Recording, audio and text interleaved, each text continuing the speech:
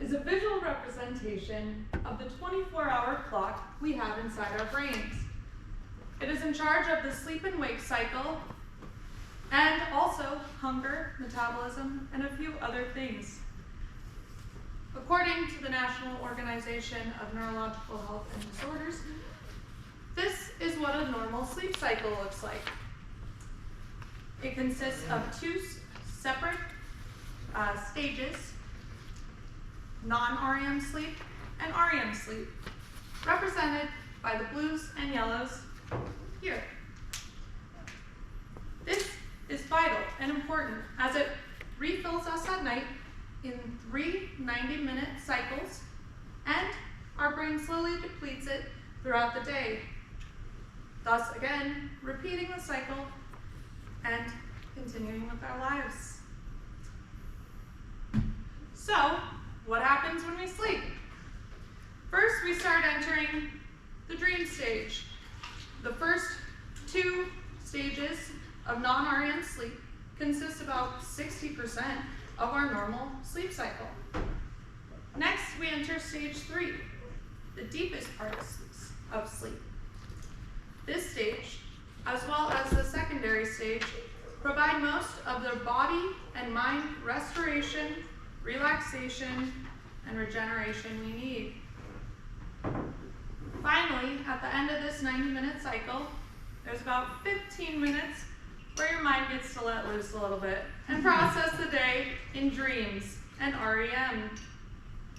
Now this repeats over and over again until there are 2 final big bursts of REM right before we go to sleep, which is also why you sometimes wake up from a dream. Then our brain signals with hippocretin that we are awake. The part of the brain that is saying it's time to sleep shuts, and we can go about our day. This is what gets you through. Every day you sit through this, and it's normal. Now, this is what my and 1 in 2,000 other people's sleep cycle looks like.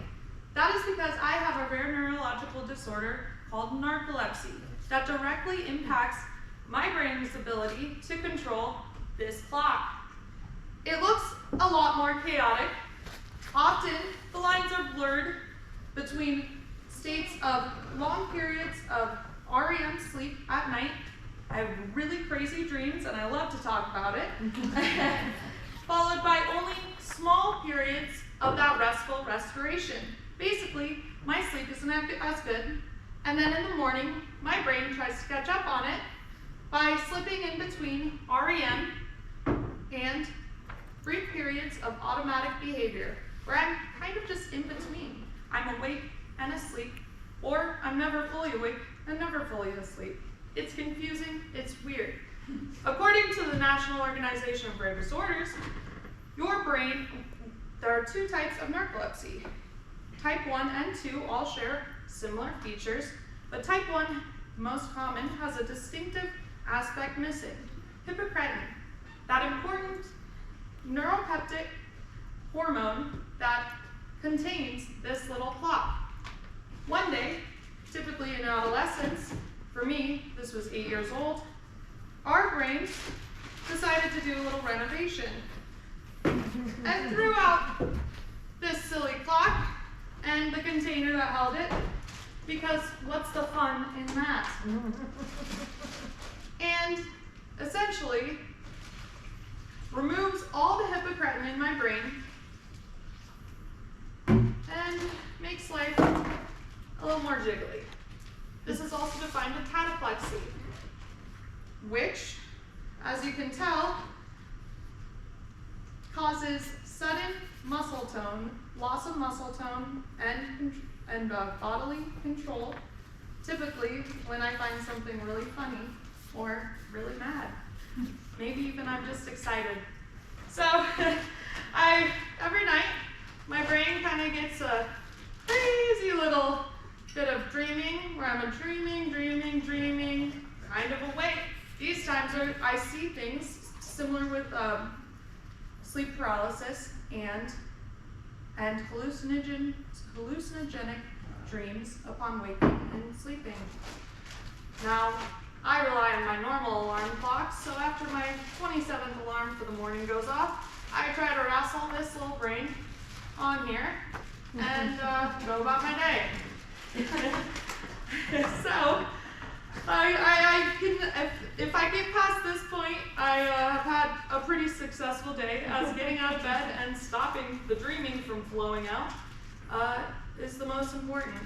And then I go about my day. I go to class, I go to school, maybe there's a special exam and I lose a little bit more water. Now I don't get a new bag, so this happens every day of my life. It's basically a constant all-nighter, except I didn't want to do that. As you can see, this gets messy. Kind of gets all over the place, and oftentimes I can dream, see things, and imagine and problem solve in real time, overlapping with waking with my imagination. This makes me practical. This makes me clever and imaginative. And although it's a little bit messy, with proper supports like some medication and family, friends, school structures, I can happily live at least closely to you. Thank you.